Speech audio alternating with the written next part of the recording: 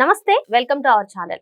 యువత అంతా కూడా బెట్టింగ్స్ పైన ఎక్కువగా మోజు చూపిస్తున్న వేళ రెండు తెలుగు రాష్ట్రాల్లో కూడా ఈ బెట్టింగ్ యాప్స్ ని ఎవరైతే ప్రమోట్ చేస్తున్నారో వారిపై అయితే కొరడా జులిపిస్తున్నారని చెప్పవచ్చు. ఇప్పటికే చాలా మంది సెలబ్రిటీలకి నోటీసులు ఇచ్చి విచారణకు రమ్మని చెప్పారు. మరి అందులో ముఖ్యంగా యాంకర్ శ్యామల గారు కూడా ఉన్నారు. మరి అసలు దీన్ని ఏ విధంగా చూడాలి తెలుసుకునే ప్రయత్నం చేద్దాం.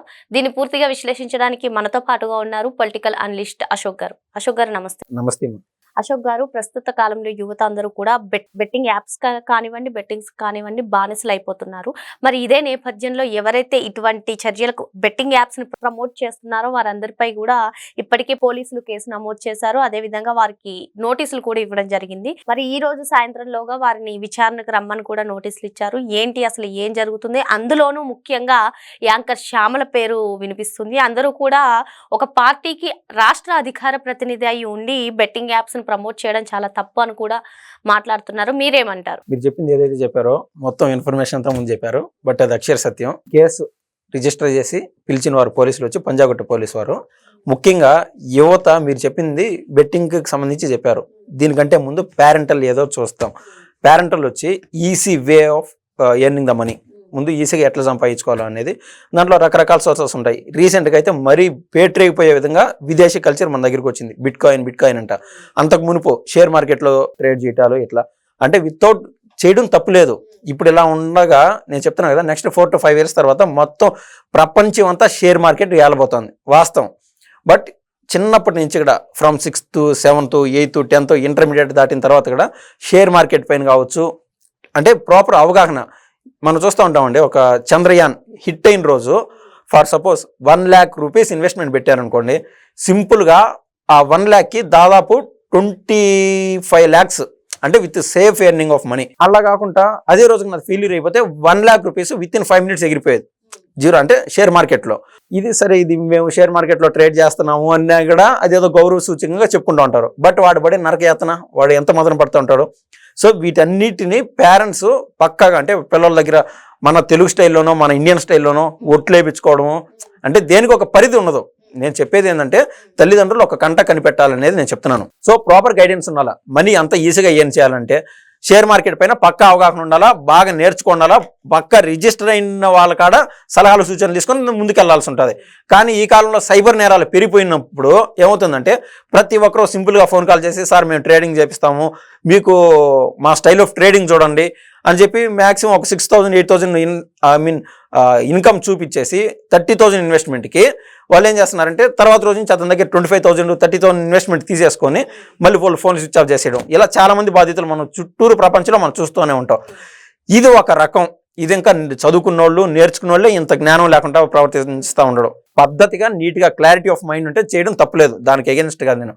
కానీ మీరు ఏదైతే బెట్టింగ్ యాప్ అని చెప్తున్నారో అది ఇంట్లో చెప్పుకోవాలంటే కనీసం తల్లిదండ్రులు చెప్పుకోలేరు, ఫ్రెండ్స్తో చెప్పుకోవాలో చెప్పుకూడదో తెలీదు. అదే విషయం బయట ఎవరికైనా తెలిస్తే పిల్లనిస్తారో లేదో తెలియదు వాస్తవంగా.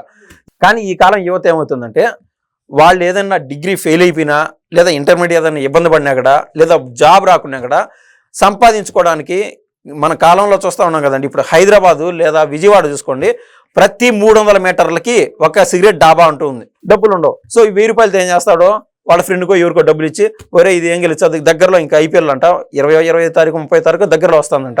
ఈ ఐపీఎల్ బిగినప్పుడు ఇది ఒక పండుగ వాతావరణంగా మన ఆంధ్రాలో ఏ విధంగా అయితే సంక్రాంతి వస్తుందో దీనిపైన పడిపోయినది యువత. సో ఈజీ మనీకి అలవాటు పడిపోయి ఆ 1000 రూపాయలు వస్తుంది, తొలి రోజు నీకు 1800, 1500 డబ్బులు వస్తుంది, రెండో రోజుకి ఆవిరైపోతుంది. మళ్ళీ ఊరు కాడ మళ్ళీ ఫ్రెండ్స్ని అడగాల, పేరెంట్స్ని అడగాల, ఏదో అబద్ధాలు చెప్పాలా. అంటే వాడి జీవితం మొత్తం అధపాతాలని తొక్కబడుతుంది చేసిన తొలి మిస్టేక్ ఒక్కదాంతోనే.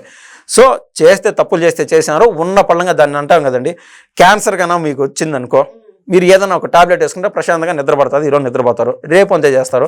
బట్ నీకు ఆ మాత్రల వల్ల కూడా లోపల ఇంటర్నల్గా తెలియని డిఫెక్ట్స్ మొదలైపోతాయి.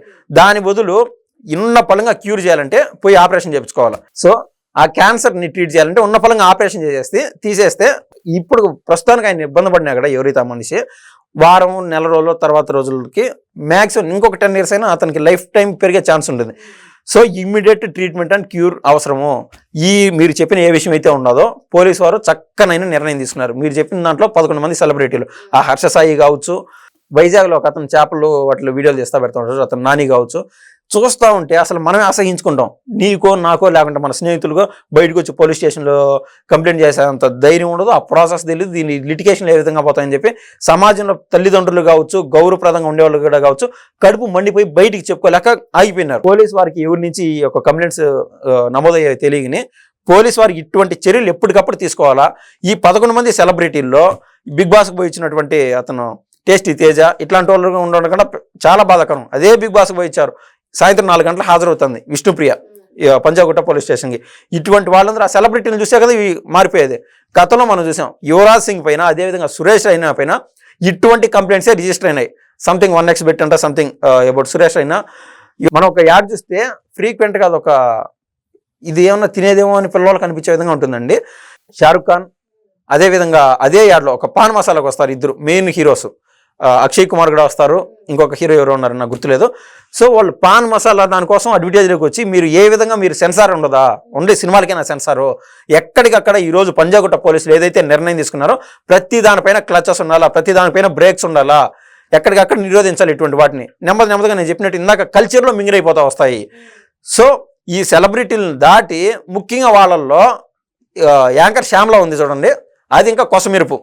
ఆవిడ ఇన్ని రోజులు ఏ సినిమాలో చేస్తున్నానో, సైడ్ యాక్టర్గా చేస్తున్నానో, యాంకర్గా చేస్తానో బ్రతుకుతా వచ్చింది, అక్కడ దాకా ఇబ్బంది లేదు.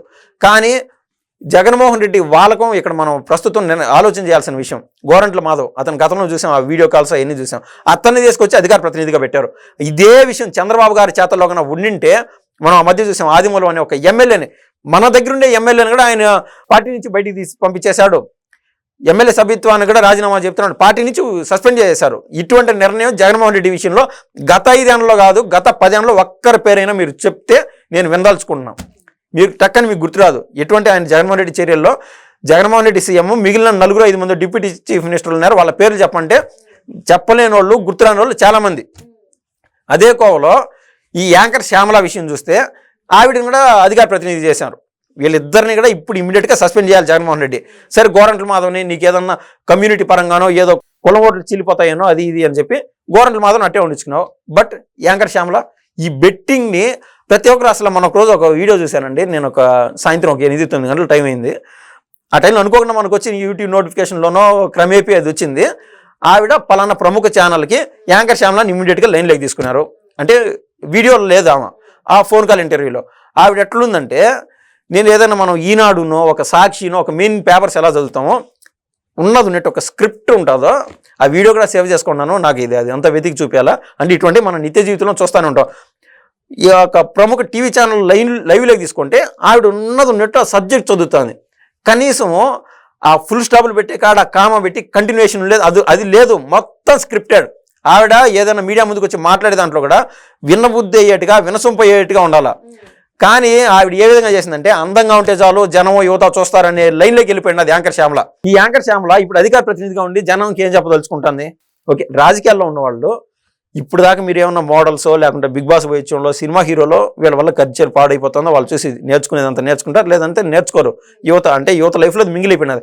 కానీ రాజకీయాల్లో ఉండి నువ్వు బయటకు వచ్చి నీతులు చెప్తున్నావు అంటే నీకు సిగ్గన్నా ఉండాలా, సక్రమంగా నీకు పద్ధతిగానే ఉంటే నువ్వు బయటకు వచ్చి నీతులు చెప్పాలా. నీకు ఆ పద్ధతి లేదు, పాడు లేదు, సిగ్గుశరం అసలు లేదు. ఇన్ని రోజులు అంటే పార్టీ ఎప్పుడైతే ఓడిపోయిందో జగన్మోహన్ రెడ్డి దాదాపు 365 చీరలు ఎవరి ద్వారా పంపించాడంట. అంటే కట్టిన చీర ఒక రోజు కనిపించదు ఈ యాంకర్ శ్యామల. మనకు డబ్బులు వచ్చినాయి కదా, సేమ్ ఈ బెట్టింగ్ యాప్ ప్రమోషన్ లాగానే ఈ యొక్క యాంకర్ శ్యామల వైసీపీ కోసం ఏదైతే మీడియా ముందుకు వచ్చి మాట్లాడుతుందో ఎగ్జాక్ట్లీ నేను అదే విధంగా ట్రీట్ చేస్తాను. ఈ వైసీపీకి ఏ విధంగా వచ్చి ఆమె బయట మాట్లాడుతుందో ఈ బెట్టింగ్కి సంబంధించి అదే విధంగా మాట్లాడింది. దీంట్లో డబ్బులే, దాంట్లో డబ్బులే. ఇల్లు ఉండగానే దీపం చక్క పెట్టుకోవాలన్నట్టు ఆమె అందంగా ఉండదని ఆమె ఫీల్ అవుతుంది. సో డబ్బులు పోగేసుకోవాలని చెప్పి ఆవిడ అనుకుంటుంది. ఆవిడకి తప్పలేదని ఆవిడకి అనిపించదు, కానీ సగటు సమాజం ఎవరు కూడా ఒప్పుకోరు. ఇది జగన్మోహన్ రెడ్డికి నిజంగా మాయని మచ్చ. అతనికి చేతనైతే ఆవిడని రాజీనామా చేపియాలా, అధికార ప్రతినిధి నుంచి తీసేపియాలా. ఓకే అండి, మరో అంశంతో మళ్ళీ కలుద్దాం. థ్యాంక్ యూ అండి. థ్యాంక్స్ అండి.